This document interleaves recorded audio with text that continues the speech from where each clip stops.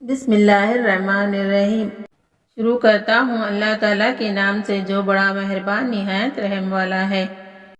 سورہ المومن آیت نمبر 7۔ یہ اس آیت کا ترجمہ ہے۔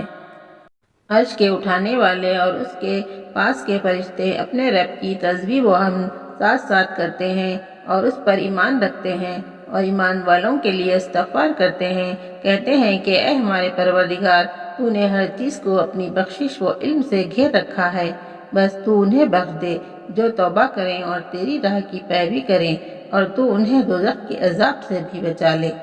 قرآن پڑھنے اور سننے والوں کو اللہ بہترین ثواب عطا کرے گا انشاءاللہ۔ The best among you are those who learn the Quran and teach it. Read these words from the Quran and share it with everyone. Thanks for watching this video. Do like, share and subscribe.